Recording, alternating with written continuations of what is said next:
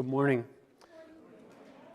I'm Ed Scott, and I'm serving as worship associate this morning. It's good to be with you.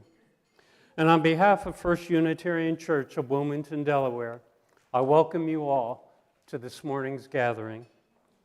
If you're visiting, I invite you to visit our website also and learn more about us.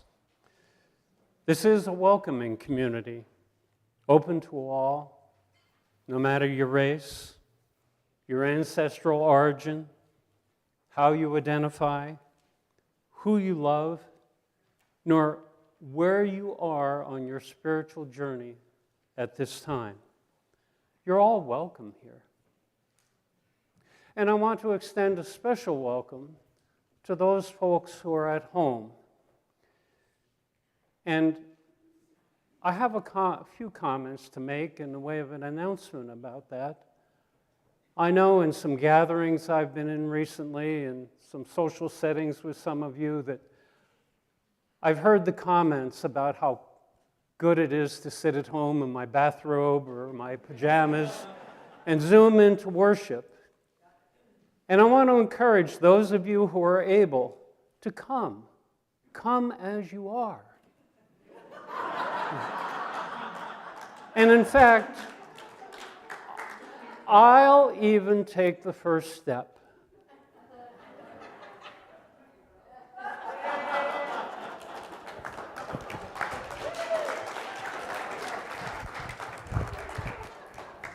Now, Larry, you're with me on this, aren't you? You'd welcome them. I wear a bathrobe every Sunday. All right. Now, Kathy and choir, you'd welcome them, wouldn't you? Yeah. And what about the rest of you? You'd welcome these folks, wouldn't you? All right. This is truly, then, a welcoming community. A couple of announcements this morning. This afternoon at 3 o'clock, you're invited to a concert here in the sanctuary by the Palisades Virtuosi, and they'll be performing Global Warning, a program of works designed to bring attention to the climate concerns facing all of us.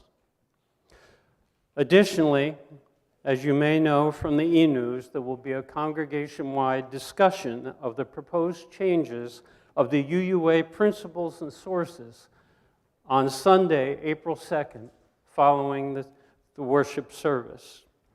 You may pick up a copy of the study, which has been completed and submitted by those who have been studying this for the past couple of years. We'd like you to read this packet before the discussion on April 2nd. And now, take a moment and prepare yourselves, your whole selves, for our time together this morning.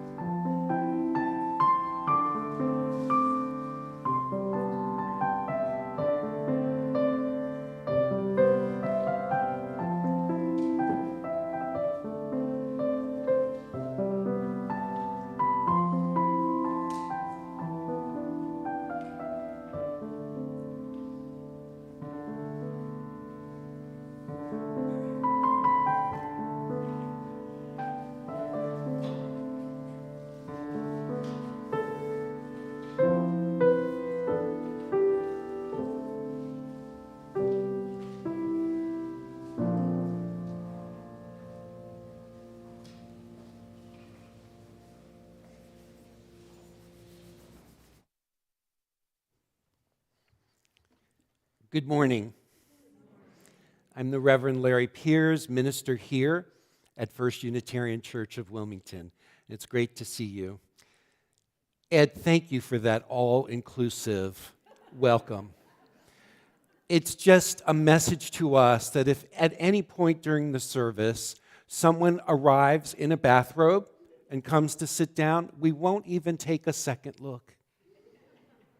We'll just look at them with a warm welcome that you're so used to giving, right? So this is an exciting day, a day in which we are welcoming some new members to First Unitarian Church of Wilmington. I'll try not to jump up and down with excitement too much, but I'm so pleased that we have that opportunity. We also have given out an order of service. Now, we're out of practice when it comes to order of services here, just during COVID and so forth, you may have noticed. So there are things in this order of service that are a little out of order, I notice. So just hold it lightly, you know. Most of what you'll need to know will be on the screen, but the most important part of this order of service are the pictures and the bios of our new members. Hold on to that. All right? Okay, great. So I do have some sadnesses to share with you as we begin our service this morning. Two people related to our community have passed away. I had an opportunity to be with both of them recently. The first I will mention is Rita McWhorter, who is a longtime member of this congregation. And I had a time to be with her and one of her daughters past Tuesday, and she died on Wednesday.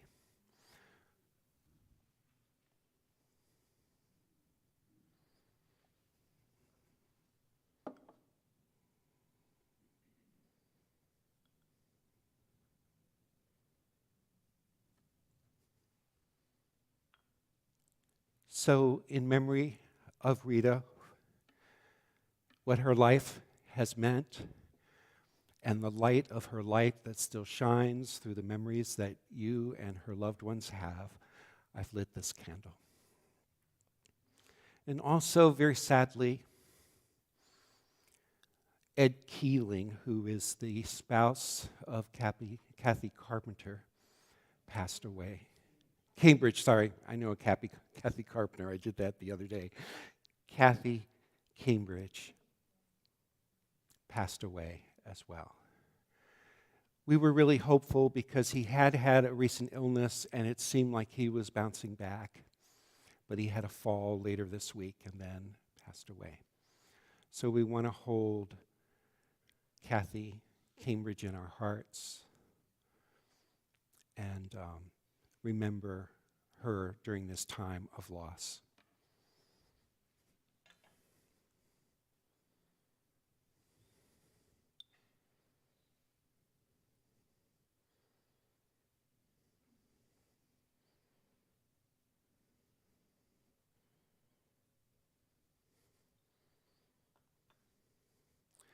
So for Ed's life and the light that shone through his life to those who loved him and cared for him, I light this candle. So let's pause for a moment and hold those memories and hold our prayers for the loved ones of Rita and Ed in our heart for a moment at this time.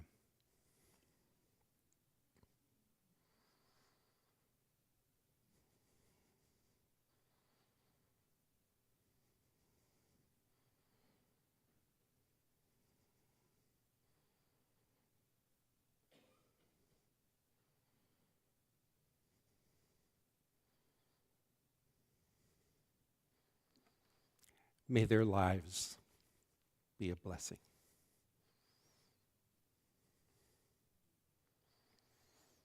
Our call to worship this morning are words from A. Powell Davies, a Unitarian minister at All Souls Church in Washington, D.C., some decades ago.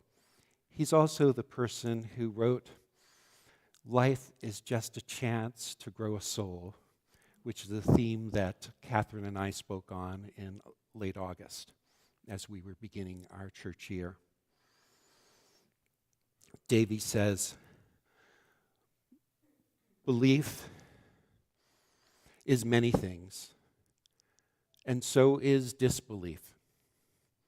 But for us, religion is what happens to us when we open our minds to greater truth, our hearts to deeper compassion, and are moved to use our hands and our lives in the service of greater justice. It is for these reasons that we gather once more in worship.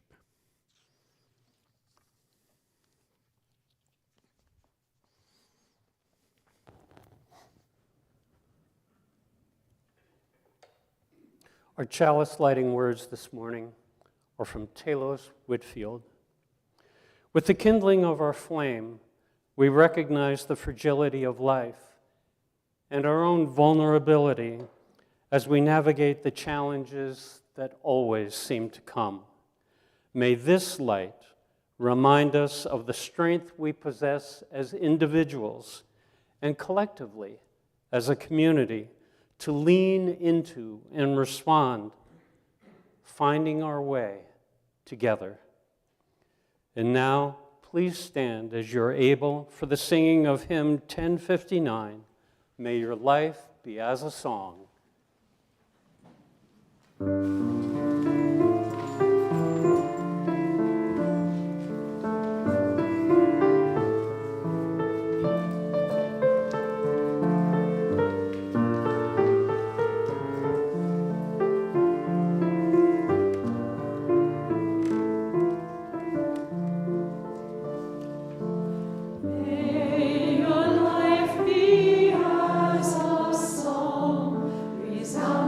With a dawn to sing.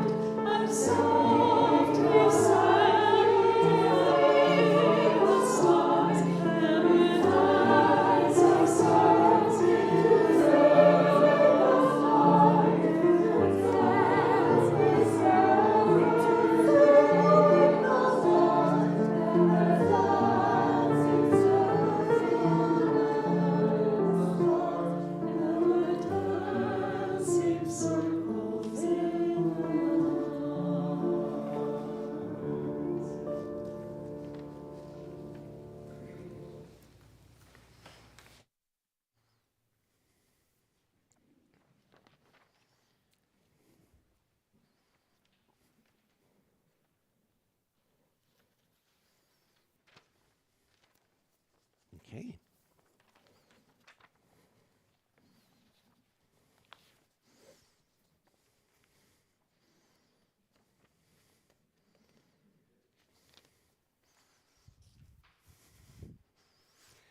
So now is the time in which we are going to welcome our new members. We're particularly excited about officially welcoming these newest members of First Unitarian Church of Wilmington. So joining me in this official welcome is Catherine Williamson, who's our Director of Children and Youth Religious Exploration, Leslie Dickerson, who is one of our co-presidents, and Paula Moriano, who is part of our membership and membership engagement team. Reverend Paula will momentarily be calling the names of our new members, and when she does so, new members, that's your cue to come up and to stand up here forward facing the congregation. Those of you who are in the sanctuary have received an insert in the order of service that tells you briefly about each of our new members, and those at home will see a slide of each member projected on the screen as their name is called. Please join in the reception in honor of our new members following this service And in the days ahead, please take time to get acquainted, to connect with these new members, and find ways to connect them to the life and the service of this congregation moving forward. So, Paula Moriano from our membership and engagement team will read the names while each person steps forward and stands in front of the dais facing the congregation. But just a moment, as each name is called, I've asked a member of our congregation to add a flower to this vase. We want to honor the roots of this congregation that have broadened, that founded in 1866 by an intrepid group of people who wanted to bring the message of the liberal approach to Christianity and a Unitarian congregation to this area. Over the years, the perspectives of this congregation have broadened into a congregation that draws from the sources of many religions, literary, artistic, and scientific perspectives. Yet, we are connected to the courage and vision of our ancestors and all of the lay and clergy who have served us over the years. May we endeavor to embody our guiding Unitarian Universalist principles into practices that transform our own lives and our society. Reverend Paula. Oops. Hold on for a second. You'll need to use a microphone over there. We forgot to tell you that. You can take it off the stand if you'd like, whatever works. Well, can you all hear me now? Hold it close to your mouth. Is it on? All right. It is my honor to ask Becca Rowan and Connor Rowan to come forward. Bruce Fox.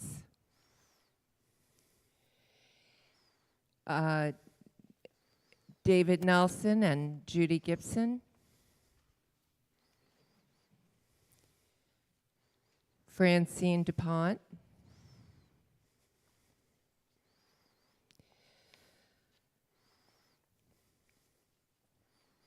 Catherine Burke.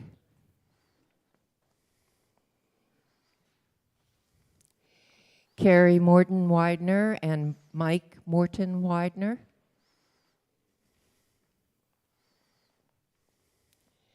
Megan Mercier. Patty Avery and Sally Ellisby.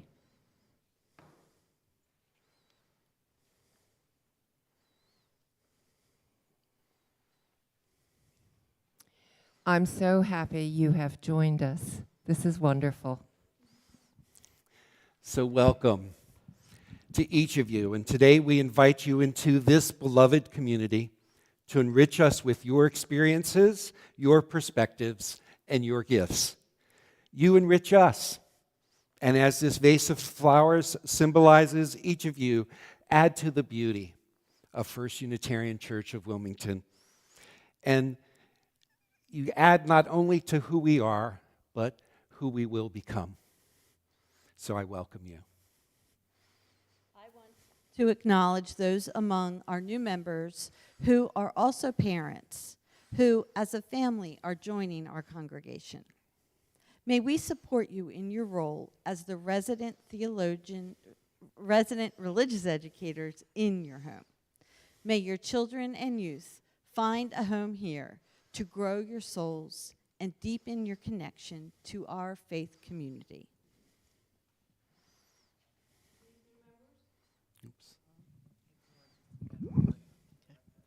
Please, new members and everyone in the congregation, join us We're now. still not hearing you.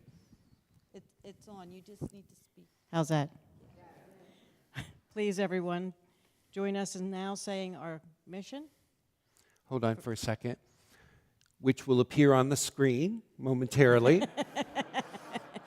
Okay, go ahead. It's not a First test or a Unitarian. quiz or anything.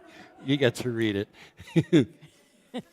First Unitarian The Church. Church of Wilmington is a beloved community that nourishes minds and spirits, fights injustice, and transforms the world loving action.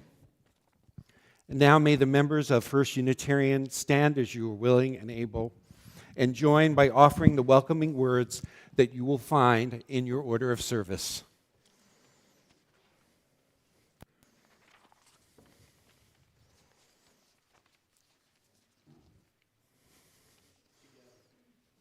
We welcome you. We were welcomed ourselves. Seek to be open and inclusive, respecting your inherent dignity, your ideas, and your vision in times when it is easy and in times when it is difficult. We seek to be supportive, not only when you reach out in courage to us, but also when you need to reach out to you. We welcome you as an equal member of this congregation, of this faith, and our shared spiritual journey. And you wanted to take a photo of everyone now? Is that right? Oh, you already did? Okay, no, that's fine. And we'll now, hold on, we're going to give you your official name tag. And we'll be doing that while the congregation and the choir sings together the words which will appear on the screen, the welcome song, From You We Receive. So you I receive.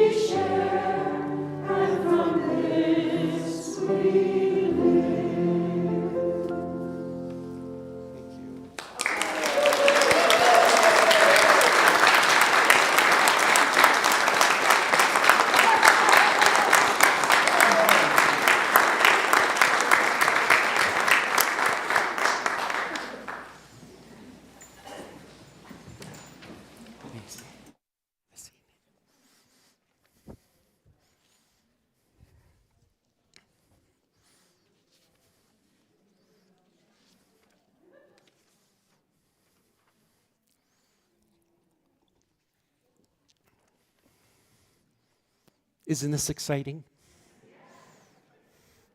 I told you I wasn't going to jump up and down during the whole service, but I'll just do it a little bit now.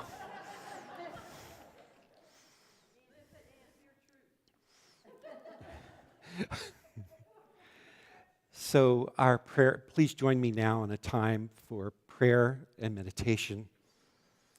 This morning I have chosen a familiar piece by Kalidasa, who is, you may know, an Indian Sanskrit playwright and a poet, a Hindu philosopher.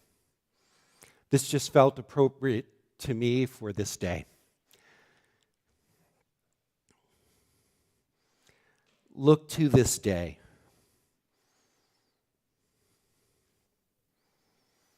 For it is life, the very life of life. In its brief course lie all the verities and realities of your existence. The bliss of growth, the glory of action, the splendor of beauty. For yesterday is already a dream, and tomorrow only a vision. But today well lived, makes every yesterday a dream of happiness and every tomorrow a vision of hope. Look well, therefore, to this day. Such is the salutation to the dawn. Now may we join together in a time of shared silence.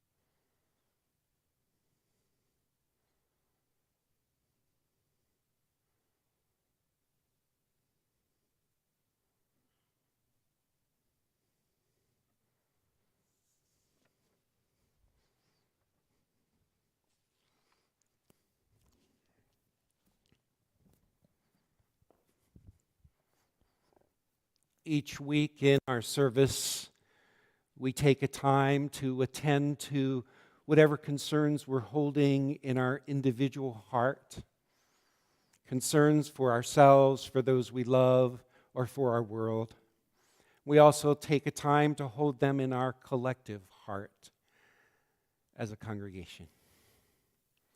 And so take a moment now and listen first to what are the concerns that you are holding in your own heart.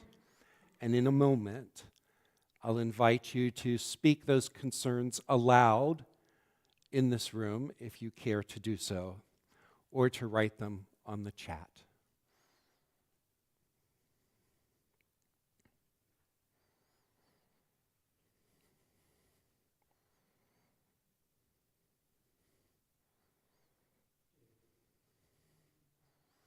So what are the concerns that you are holding in your heart this morning?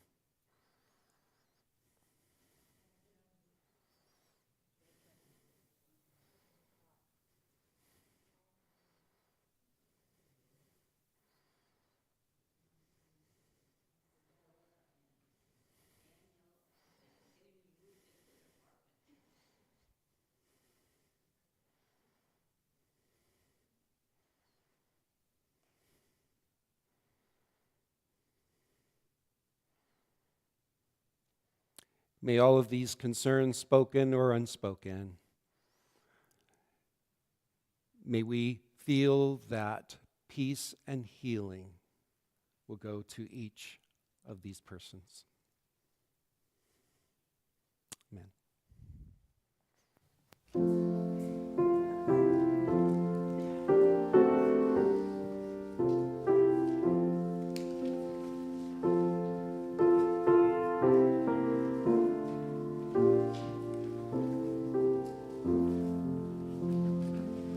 Spirit of truth, of life, of power, we bring ourselves as gifts to Thee.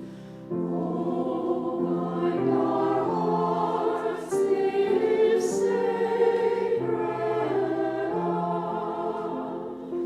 In faith and hope and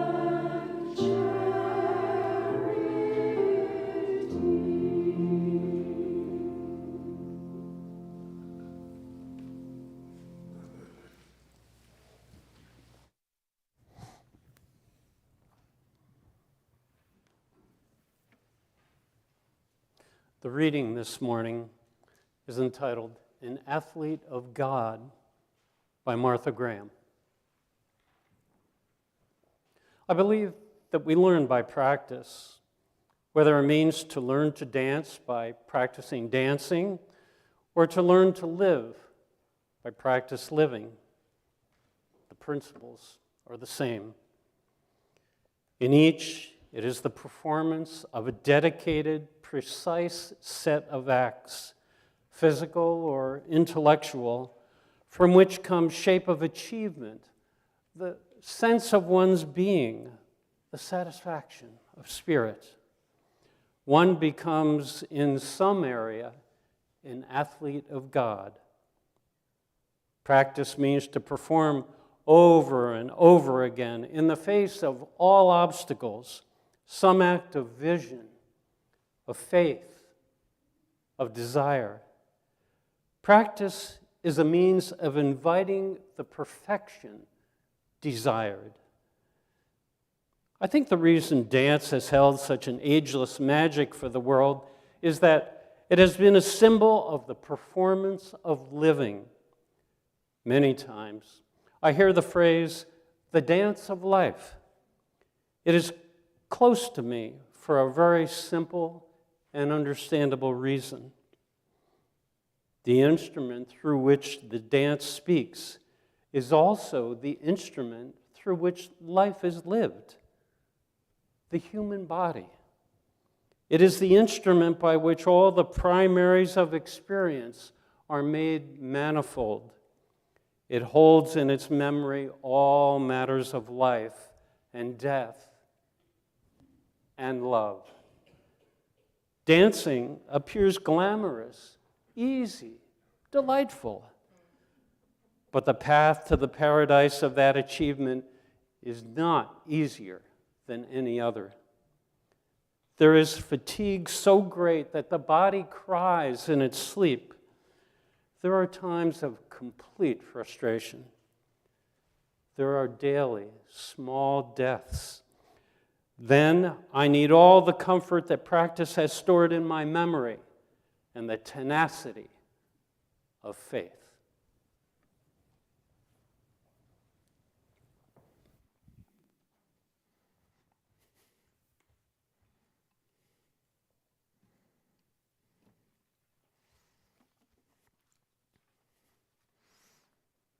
I'm really liking this new costume, Ed. Maybe we should have all of our worship associates dressed this way. It's real comforting, isn't it? Yeah, relaxing. So it takes a long time to grow up.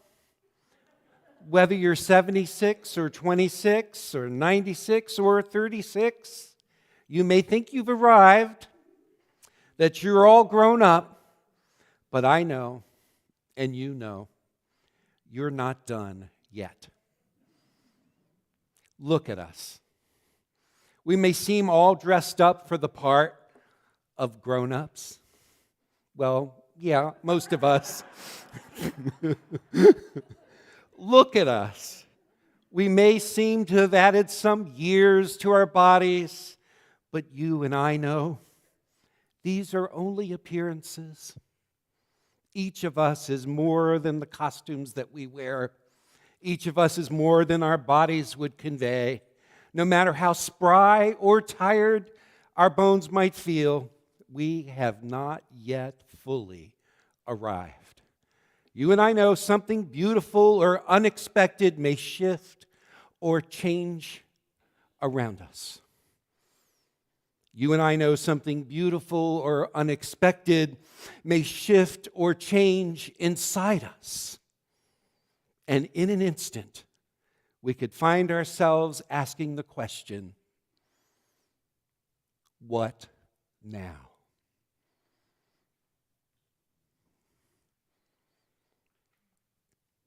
Wherever we are in life, whatever we've accomplished, whatever remains realized or unrealized, we cannot escape this question that is close to us as our own breath. What now? Sometimes that question is a resounding one that we cannot not hear, as when we lose a loved one, lose a job, approach a particular milestone such as retirement or marriage, or when we face an unforeseen crisis. In those times, the question, what now, is amplified. And sometimes this question, what now, is a mere whisper, barely audible or recognizable. It could be like an inner hum or a muffled inner voice. It could be drowned out by so many other voices and demands for our attention, and yet it is there, tapping us, prodding us, passing us notes under the door that we can choose to see or not see.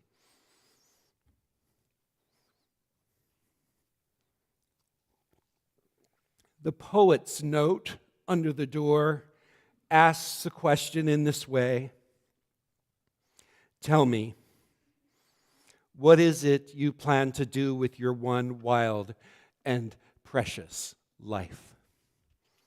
That note with those words slipped under our door could lie there for minutes, months, maybe even millennia before we choose to pick it up and read it. That same poet, Mary Oliver, asked in the same poem these accompanying questions. Tell me, what else should I have done? Doesn't everything die at last and too soon? These three questions may be separate questions, but maybe they are interrelated, intertwined, interconnected, perhaps like the fragile, thin threads of a spider web, one question precariously connected to the other, even when we can't clearly see the nodes of connection. What is it you plan to do with your one wild and precious life? What else should I have done? Doesn't everything die at last and too soon? It's sometimes hard to hear those questions, to let those questions in, to let them land. But they're there whether we choose to pick up the note on the door, under the door or not. But we come to church, my friends, because we dare to be in a place where we ask questions like this. We seek places of sanctuary where we can have holy conversations with ourselves, with one another, and with the holy within life. Of course, there are other options. We could put our life in cruise control, moving through our days and in some automatic way. Of course, we could live a drive-by life, never stopping long enough to linger, to pray, to reflect in the midst of the mystery and the wonder, the sorrows and the joys around us and within us. To dare to engage and re-engage with life by asking, what now? Again and again means that we continually practice being human religiously. Reverend Nathan Dietering shared last week the words that he gives to his congregation every week. He said, we gather here in communities like this to practice being the person we are trying to be.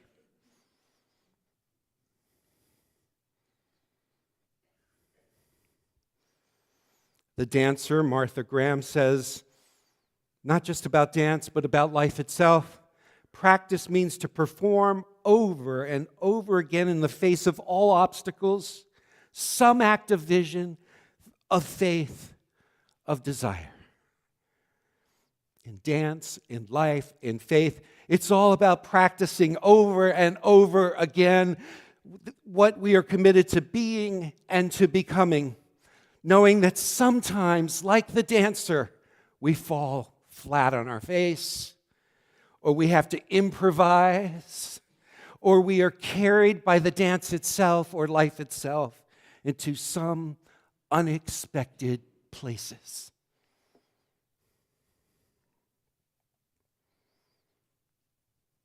So, new members, I'm looking at you today with admiration. It takes courage to join a church. It takes courage to watch online, as I know some of you did for a long time before you finally showed up in person, as we say, and I'm glad that you did. From the safety of your own living room couch, you never knew what it would be like, how these people, this congregation would actually be like. But you dared to come through those doors.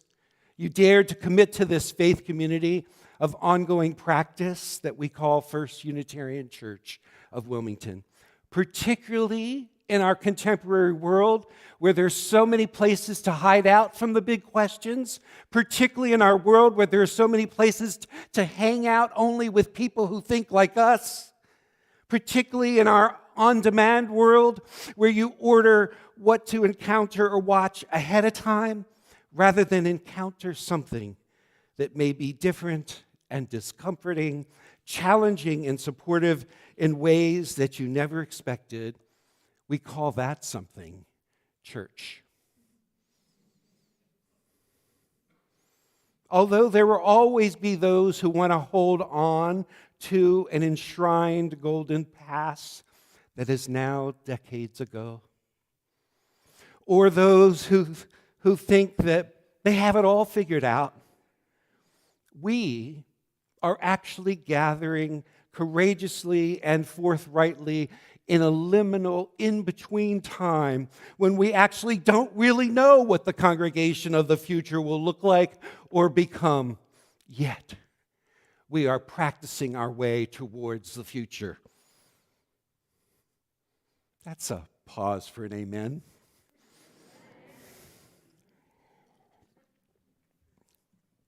As my colleague, Reverend Nathan, says, we gather here in communities like this to practice being the person we are trying to be, and I would add, to practice being the congregation that we are trying to be. So maybe we should have put caution tape around the doors, not just for newcomers or new members, but for all of us, so that we really communicate to one another that we are about something very important here. Proceed with caution. Caution tape that signals to one another that we're willing to ask the questions, what now? Yes, we provide comfort here, and if we're doing our work right, we provide discomfort as well. Yes, we need to remind each other, like dancers, that we are here to take leaps of faith, to fall, hold one another again and again in the midst of the hope and the despair we have for the world. So I want to welcome you, our new members, today, and re-welcome all of us. Is the sound going out here? It's good. You're coming through loud and clear, Larry. We'll continue. Okay. So I want to welcome you, our new members, today, and re-welcome all of us, newcomer or long-timer, for your courage to join and to hang in for this adventure of being and always becoming First Unitarian Church of Wilmington in the 21st century, and for your willingness to be a church community for one another and a community for those in our world who have yet to find a religious home, a sanctuary, a refuge, and a reservoir of hope. So the question is already out there. What now? Not what then. Let's practice the choreography of those questions together right now. Notice what then means you have to stretch to look at what used to be. Let's all try that right now. What then? You feel that stretch? It's not a comfortable stretch, but it might be one that we're very comfortable doing. What then? What used to be? And when we ask, what now? What do you notice occurs? It's easier. Some ways it's easier, but there could also be some fear and some trembling whenever we ask, what now? Because we open up a space before us with those words. Let's practice that once more. Let's ask, what then? And then let's slowly move toward asking, what now?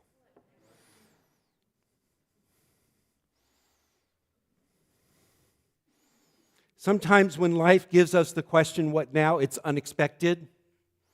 We can freeze or feel propelled forward. For me, church became a more relevant place to go ask big questions and to be open to fresh answers by the time I was 17. That might seem like bragging, but the circumstances of my life led me there. I knew then that the questions I had were ones that the answers of my inherited religion couldn't provide or fully satisfy my adolescent soul at the time, so I went searching. So as some of you know, I personally experienced the death of my mother when I was 16. So it was then that my search took me, by the time I was 17, to my First Unitarian Church. Some of you know that I experienced the death of a spouse when I was 39. It was then that I had to confront once more, that question of what now? You know what I'm talking about? Each of these losses propelled me at different stages of my life into asking big questions about life and asking big questions of life. Each of those experiences, among others, created in me a sense of urgency. I wanted to bring forward something in this life, this wild and precious life that is my own. Each of these experiences gave me the realization that I could choose to see life as a given or as a gift. Many experiences have landed me right in the middle of that question. What now? Again and again and again. As I stand before you this morning, I'm still reverberating with all of those experiences in my life, and these are only two of them, in which I realize that I have a choice to live complacently or to live out loud.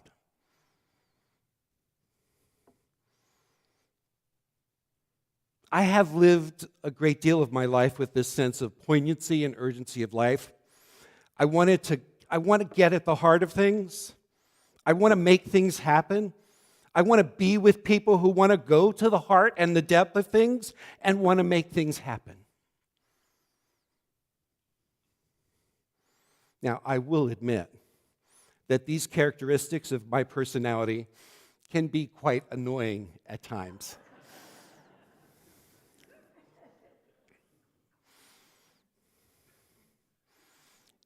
It sometimes appears as a restlessness or an impatience at certain times in my life. But fortunately, over time, for those in my life right now, I've recognized that I can also be lava slowly cooling.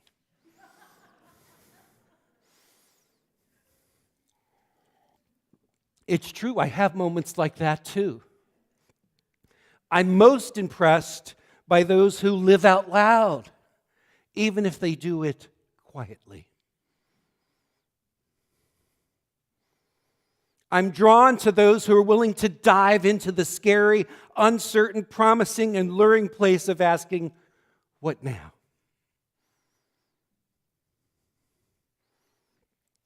One common example of such a person was Martin Luther King Jr.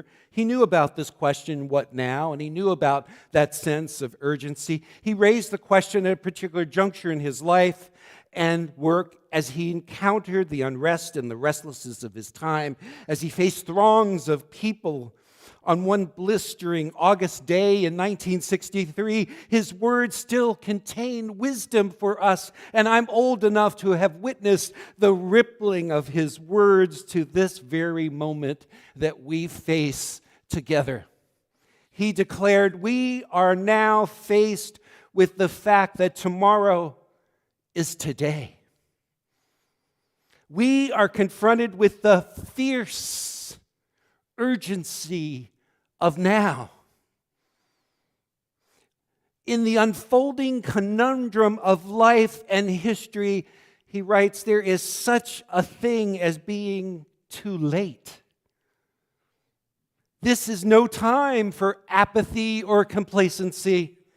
This is a time for vigorous and positive action.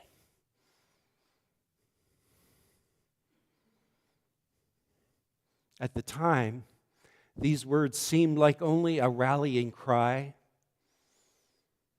However, I think they were also a declaration of a new beginning. And at the same time, they were a declaration of an ending to the laws, the practices, the mindsets that suppressed the lives and livelihood, restrained the voices and agencies of those who, because of the darkness of their skin, were considered less than, undeserving, and unpromising. What people did not fully recognize at the time of King's declaration of the fierce urgency of now is that he was also declaring what had been would be dying.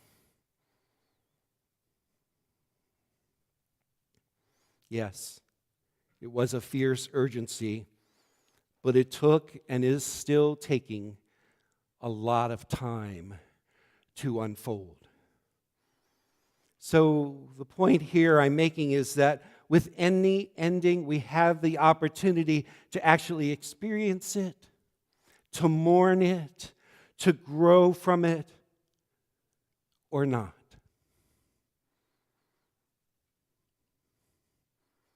Stanley Kellerman, who is a somatic psychotherapist, wrote a wonderful book years ago called Living Your Dying, says, endings bring us face to face with the unknown. People avoid endings. The feelings are too permanent. Endings and endedness scare people. Instead, there is flight, withdrawal, and rationalizations. Yet Kellerman continues, we live our lives, are dying consciously and unconsciously, voluntarily and involuntarily. We participate in our life or deny it. And we can, to some extent, reconstruct our life in our awareness, experience it anew, and make changes in it.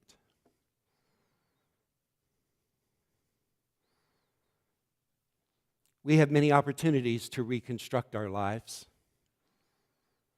Yet one of the most poignant times are those when we experience the loss of someone we love or face our own mortality.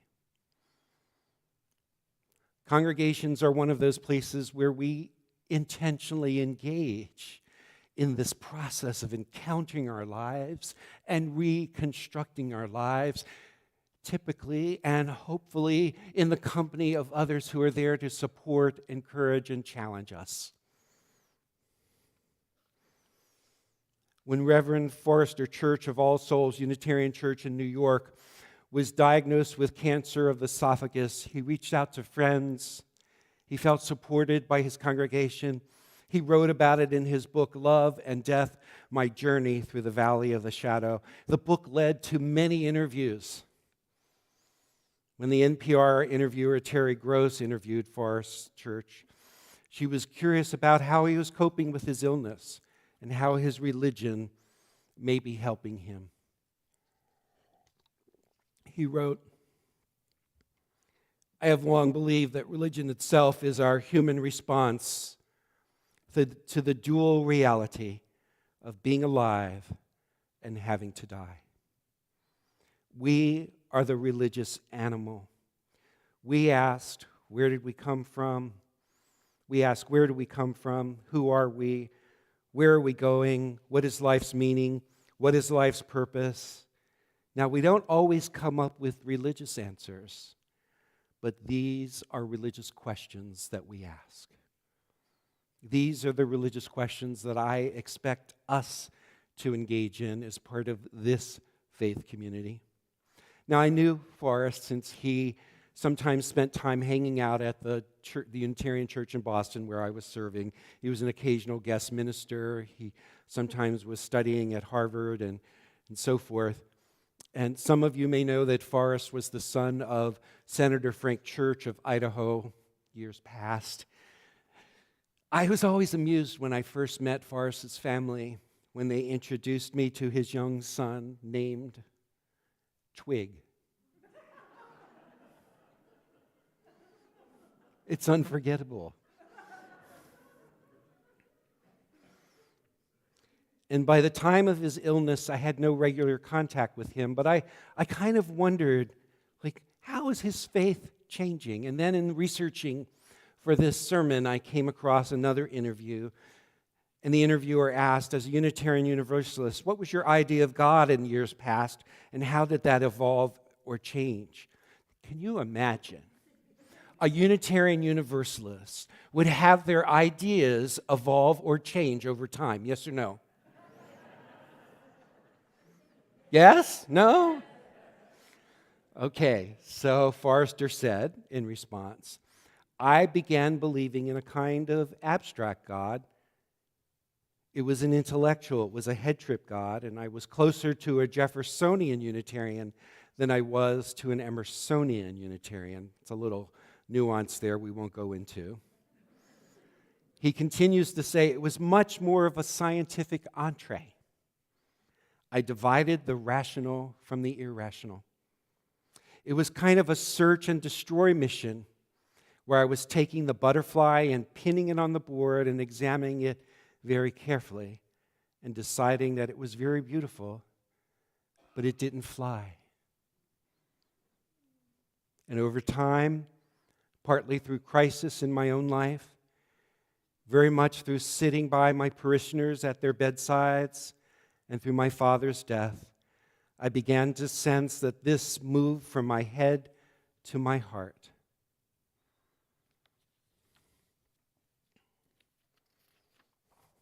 Sorry. So, in facing our own life circumstances, we may choose similar or different words than Forrest uses. We may make the same or different conclusions, but the point is he dared to encounter his life and his life's direction. In his response to what now, given his terminal illness, it may be different than yours, but I think it still contains some lingering wisdom for all of us. He says it's kind of a Buddhist notion in many ways. I call it having nostalgia for the present. Looking forward to the present. Not being caught up in things we can't do anything about. But when you're living in the rush of life, it's very, very difficult actually, spiritually, to focus on that present. When you're given a terminal illness and you're not regretful of your past, so that you can say yes to it, then you can live in each day and fill it with all of its amplitude, all of its glory, and you can celebrate what is and not mourn what isn't.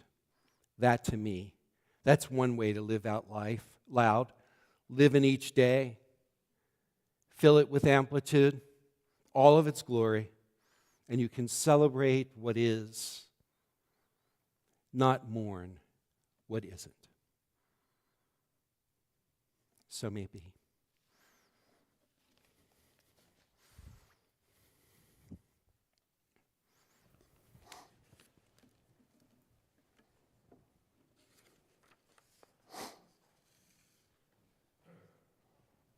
I have to admit that sometimes, just sometimes during the service, my mind wanders. Sorry, Larry. Does yours ever stray? No. Mm-hmm. My hunch is that often it's during the stewardship moment. You see that in the order of worship, and your mind just says, I know what this is about. And it takes a hike. Friends, stay with me this moment. I want to address your giving today and your pledge for tomorrow. Our stewardship theme this year is Generating Our Future. Starts now. This campaign sets the bar for what we are and what we can become. It firms up and continues the infrastructure for our mission now and in the future, creating the legacy of this community. It's also our commitment to each other. And that commitment rests upon the response of each and every one of us. Whatever your hope is for what we can become, I ask you to reflect on what we are and what we will be. So far, we've raised $434,740 towards our goal of $499,000. Thank you for that accomplishment. We're doing well, but we're not there yet. If you have not yet made your pledge, there is a table set up in Parish Hall so that you could do that after the service, or you can go to the church website and pledge there. In his play, The Tempest, Shakespeare wrote, "What is past is prologue." Well, now is the prologue of our future. We also continue to support the work of our beloved community generously for the remainder of the budget year. And you'll see the 4 ways to make your offering posted on the screen during the offertory music. Those of you in the sanctuary can also leave your offering at the basket at the rear of the sanctuary as you leave. And now I ask you to please join in dedicating our offering to the work of this congregation, which is weaving a tapestry of love and action. We dedicate our lives, and these are offerings.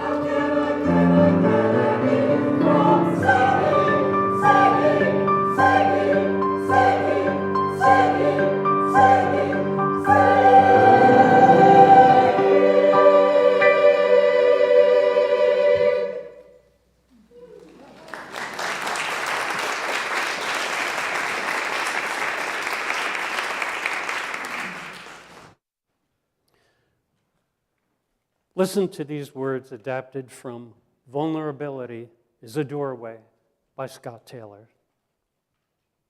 As we extinguish this flame, may we remember that we were never meant to make it through this life alone.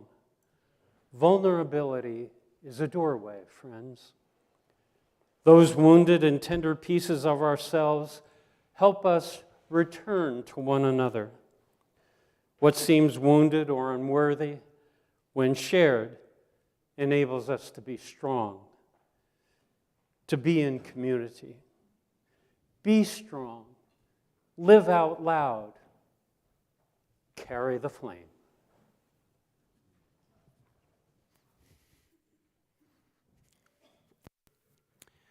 So following this benediction, we will have a closing song, Turn the World Around. New members might not know this, but whenever we sing this song as a congregation, we do a kind of conga line outside. And today we'll take that conga line into the parish hall, where we'll have a reception with some food and drink, and we'll honor our newcomers. So the benediction. May your life be as a song, resounding with the dawn, to sing awake the light and softly serenade the stars, ever dancing circles in the night.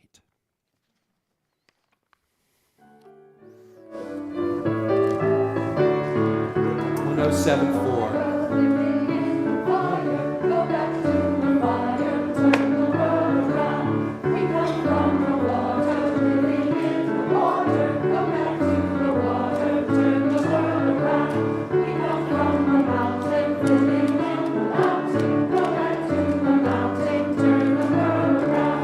Oh